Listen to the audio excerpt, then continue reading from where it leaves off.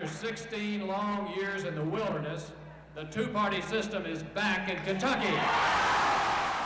I will not seek this honor an eighth time.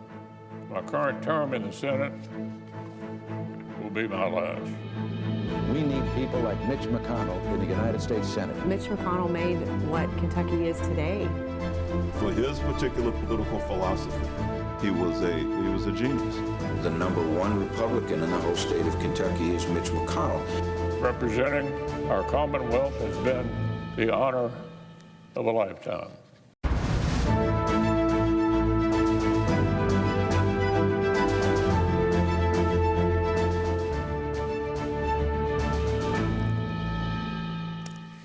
And hello, everybody. It's good to be with you here. I'm Doug Proffitt, and for the next few minutes, I'll be talking along with our political reporter, Isaiah Kim Martinez, about history in the making for Kentucky. Mitch McConnell announcing on his 83rd birthday that he won't be running again in 2026.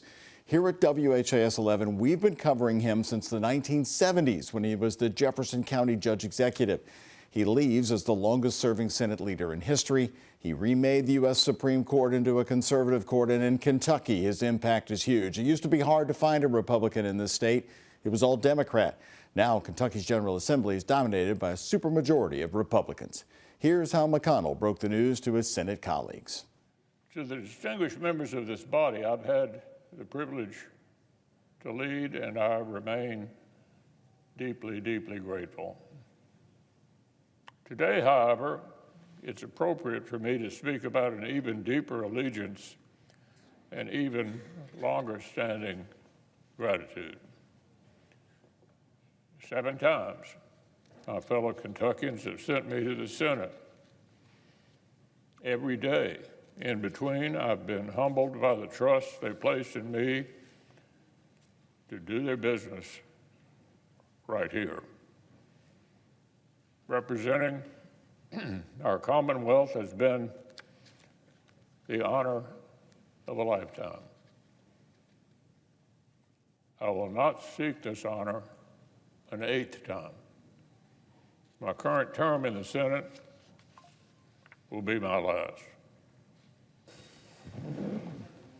Senator, North Carolina. Mr. President, I ask unanimous consent that the members and staff and spectators in the gallery be allowed to applaud for a period not to exceed 30 seconds. Is there objection?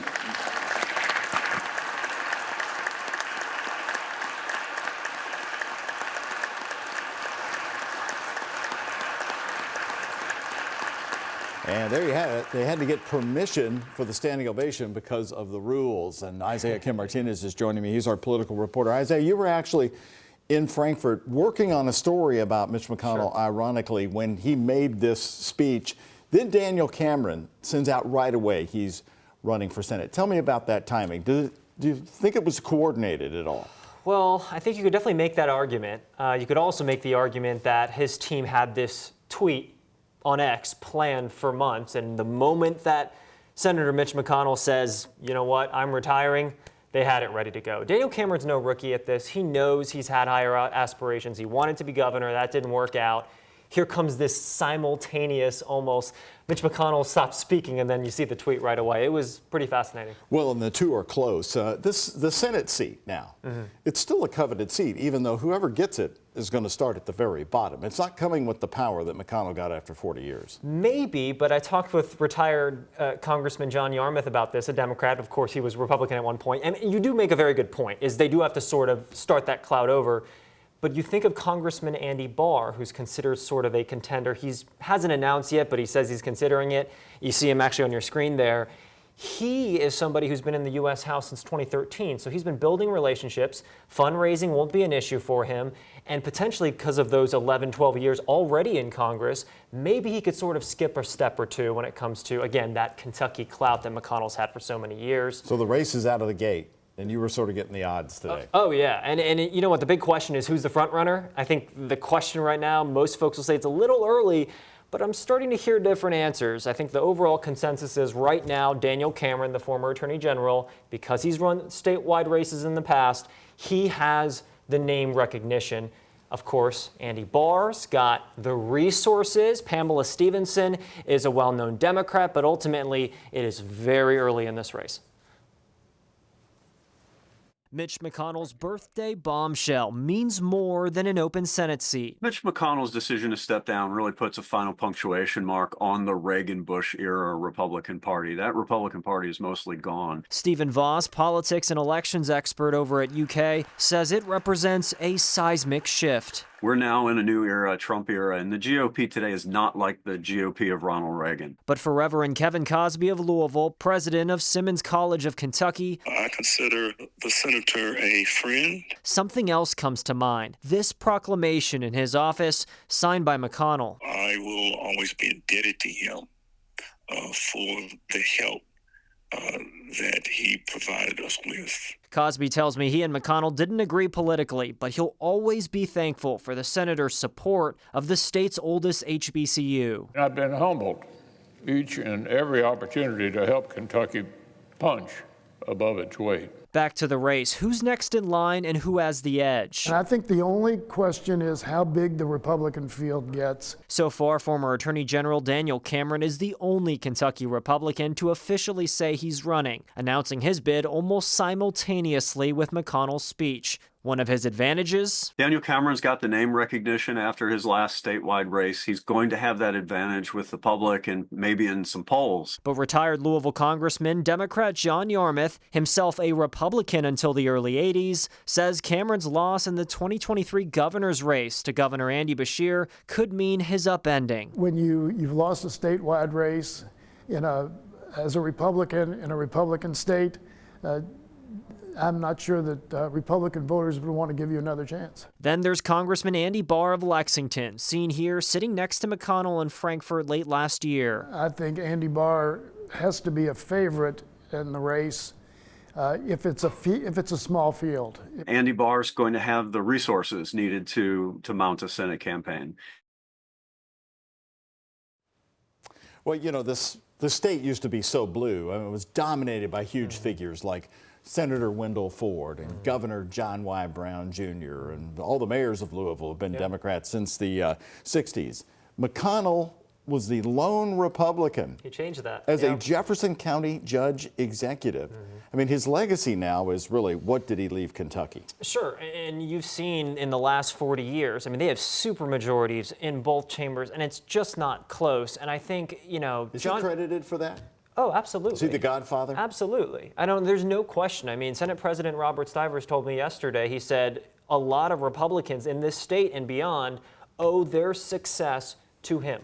Those are his words. Even folks like Lindsey Titchener, a state senator who is, by all accounts, a huge Donald Trump person, acknowledges the impact McConnell has had on the Supreme Court. That's something on a federal level you've seen. Like him or not, his impact is clear. However, we're seeing now the party really shift toward Trump and away from the Bush-Reagan era, if you will. So he chipped away over 40 years and got the state basically to turn red because he was down dealing with the local offices. Yep. A lot of times we never heard about this, and so many of our viewers are always so critical of Mitch McConnell. They tell us how they don't like him, and yet every election cycle, he wins with a massive majority. And I think part of that is because the way people vote in Senate races, they vote on partisan and ideological lines. They vote on, you know, how is this going to change sort of the power in Senate rather than the person itself. So he was sort of the best option for a lot of Republicans in all these races. But when it comes to his legacy, and I think maybe this is part of the reason why maybe some folks don't see much of the impact or aren't a fan of it, is, you know, John Yarmuth kind of hit this nail on the head. He was about influence. He was about long game. He was about who am I putting where, sort of this chess match, rather than policy and rather than I'm just going to make sure you get money, Louisville gets money. Although there are examples of that, that wasn't the overarching sort of theme of who he was. We mentioned the long game. Of course, that's the name of title of his book. And he didn't let the controversies bother him. He always would see right through those to see where he wanted to get at the end, the pieces he had to put into place to secure that either a conservative majority on the Supreme Court. Right. And he also made sure that the folks in his circle weren't put in bad situations to fail. He made sure they were built for success. So looking back at some of his accomplishments for Louisville, as Jefferson County Judge Executive, a lot of people may not realize that he expanded the Jefferson Memorial Forest, an environmentalist type move. Sure. Yeah. I mean, we talk about the parklands. You know, it's something that Mayor Craig Greenberg has, referenced. He talked to me about it yesterday. University of Louisville, we know the impact that he's had there as far as, we've seen the McConnell Center, obviously. But I think it's just really interesting to see sort of like, decade by decade, what he's sort of been able to accomplish there. Yeah. So picking up on that, WHS 11's Jose Alonso went around Louisville to find out Mitch McConnell's impact and legacy. I will not seek this honor an 8th time. My current term in the Senate will be my last. Senator Mitch McConnell met with applause in the United States Senate chamber after talking about his legacy and revealing he will not run for re-election. Longtime Senator Mitch McConnell's impact can be felt across Kentuckiana, from his commitment with the University of Louisville to infrastructure across the mighty Ohio River. Inside Jeffersonville City Hall, I spoke with the chair of the Clark County Republican Party, Ron Grooms. I worked closely with his office as a city councilman as well as a state senator. Senator McConnell was very active behind the scenes in the repairs and maintenance of the Sherman-Minton Bridge, the Lewis and Clark, as well as the expansion of I-265 in southern Indiana. Grooms feels like McConnell invested into all of Kentuckiana, and in 1991, the senator partnered with his alumni. We have his college experience in the 1960s, going here to University of Louisville. Director Gary Gregg showing me around the McConnell Center inside the Ekstrom Library, where they proudly display McConnell's life, investments into his students. Each pen represents a McConnell scholar. They come from their hometown communities to Louisville. And the nonpartisan speakers he's personally invited to speak to the next generation. We've had everybody from Hillary Clinton to Colin Powell to Joe Biden to George Bush that he's brought here to the community and we've been able to interact with. But then the magic is Senator McConnell also insists on them spending private time with our undergraduate McConnell scholars. It's an extremely significant project for the future of the community. And in 2013, McConnell brought home $38 million to help the Jones family complete the parklands of Floyd's Fork, calling it the most fabulous system for the next century. Real quick, wanted to mention merger, Doug. Back in 2003, that was obviously before my time, but I mean, it is safe to say when it comes to oversight and seeing that Senator McConnell had his say when it comes to the merger of the city and the county, which is very controversial now. A lot of folks it is. Not thrilled with it. And we didn't see a lot of Mitch McConnell in the area or talking about it at the time. Of course, there was no social media or anything at the time. It came together through a Republican county judge executive named Rebecca Jackson and the Louisville mayor at the time, Jerry Abramson. They joined together. Yeah. But you're correct. Mitch McConnell wanted to see it happen to become a bigger community. Let's talk more about where we stand now with Donald Trump's influence. Mm-hmm. Is the Kentucky General Assembly, you're down there a lot, you were just down there the other day, is it now trending more toward the Trump brand of politics? They're sort of using his language. They're now zeroing in a much tougher fashion on Jefferson County public schools. We thought we'd get abortion exceptions coming up, and that sort of has fizzled, but right after Election Day? Well, there's no doubt about it. I mean, you just look at some of the bills that have been filed. They reference President Trump. They say President Trump is working on making our federal government more efficient. So we have DOGE, Washington, D.C., Elon Musk sort of leading that. What do we see in a bill here this week from Senator Lindsey Titchener? A Kentucky DOGE, a government efficiency department here locally that, if it passes, would be under the auditor's office. Then we see this task force proposed by another senator. They call it MAHA, Make America Healthy Again Task Force. Where have we heard that before? Robert F. Kennedy Jr., who is now confirmed as the health secretary. So you're seeing just sort of in lockstep, increasingly on You asked Robert Stivers, the head of the Senate down there, if Donald Trump now was changing their tones from November to where we stand today. He sort of gave me somewhat of a runaround answer. I mean, everything he said was correct in that he said that Senator McConnell and President Trump have more in common as Republicans than they do that they disagree on. And to some degree, that is correct. Their stances on immigration reform and things of that nature. However, I did follow up and say, but listen, are we seeing more of a hardline conservative growth here in Frankfurt? And he said, I'm not sure we are. And I don't know if that's just his way of sort of speaking for his entire leadership, but there are more Republicans we're seeing that are more America first minded than, say, some of the Republicans we're used to seeing control here in Kentucky. You picked up on it yesterday. A lot of people sort of overlooked it, but Mitch McConnell said he made his decision last year. That would have been 2024. To retire, and probably picked his birthday, 83 years old at the time. Likes to have the splash. Yeah. So we know his brand of Reagan Republican politics is now leaving our country, and we're sort of wondering about the state of Kentucky at the moment. But do you think that if you have Donald Trump show up in this state and have such an influence, that it's ironic for a man, Mitch McConnell, who doesn't like Donald Trump at all, and as he's leaving office, he's seeing this possible turn in Kentucky as well. We're early into this, but we're looking for the signs of it. Yeah, and I think that's part of why he said he made this decision last year. I mean, possibly, perhaps, he wanted to see what this Trump administration would look like post-election, right? Remember, if this was late last year, this might have been before the election was decided. Maybe he just wanted to sort of see how this would iron out. We know that recently he said no to a lot of President Trump's nominees for his cabinet. So maybe he said, you know what, that thing I was feeling late last year, I'm ready, I'm good. And we do know, sadly, too, that there has been, unfortunately, some health scares there. And that has to play a part. I think anybody you talk to will acknowledge that. Since 2023, some sure, very frightening. That concussion that sort of started it all. Yeah. And right now, we want to take a look at Mitch McConnell's start. WHAS TV has been covering him since the 70s. After 16 long years in the wilderness, the two-party system is back in Kentucky. This is the day, November 6, 1984.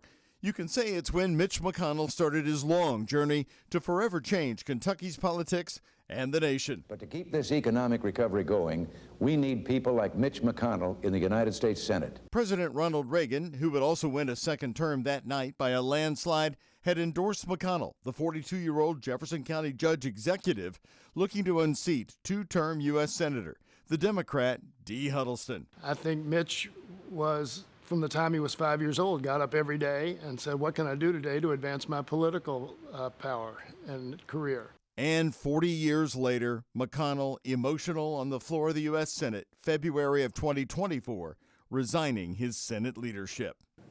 I turned 82 last week. The end of my contributions are closer than I'd prefer. Over his long career, a polarizing figure who drew protests at restaurants and even outside his Louisville home. I'm going to be real hopeful and really hope we tell the truth about a man who has grabbed power for almost 40 years in one of the poorest states, in one of the states that sits at the bottom of every bad list, sits at the bottom of every good list, and sits at the top of every bad list. A series of frightening, very public health issues had the country wondering if McConnell had hit the end.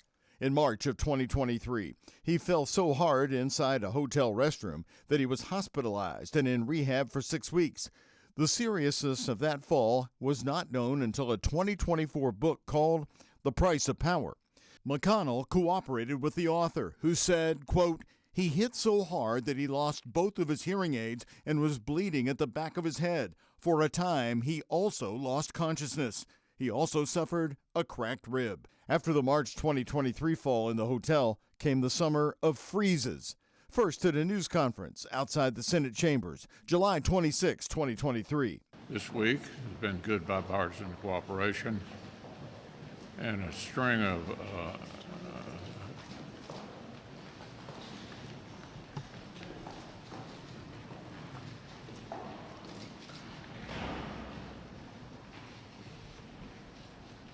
And then in northern Kentucky later that summer, August 31st, 2023. What are your thoughts on running for re-election in 2026? What are my thoughts about what? Running for re-election in 2026. That's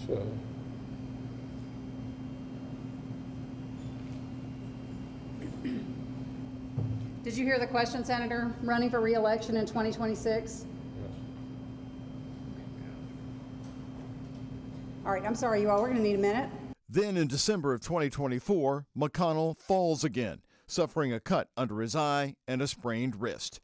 Through it all, the flashback of his steady rise to reshape America and Kentucky's politics became a national discussion. Republican strategist from Louisville, Iris Wilbur-Glick. Once upon a time, blue, blue, blue. Very difficult to find a Republican, but I think because Mitch McConnell and where he started out, right? He was the only, I think, Republican challenger in the '84 cycle to defeat an incumbent Democrat. And so that sort of set the tone. But in 1984, McConnell's Senate campaign against Democrat Dee Huddleston had one TV ad that set the tone and had everyone talking. I just missed him when Dee skipped votes for his $1,000 Los Angeles speech. Let's go, boys. We got him now.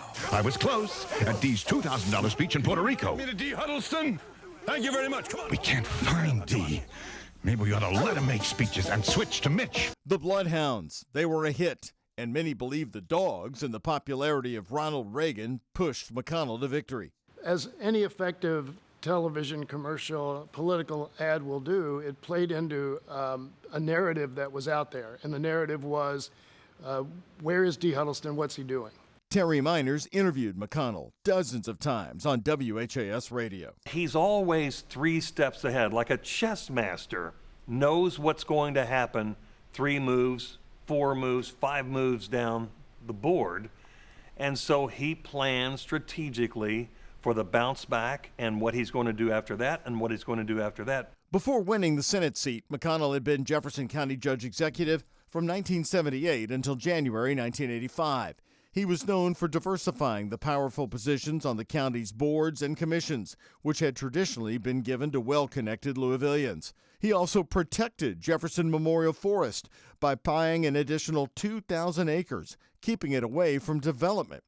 But it was clear after the Senate election, McConnell had bigger things in mind. Here's what he said the day after. I'm going to be spending most of my off time right here in Kentucky.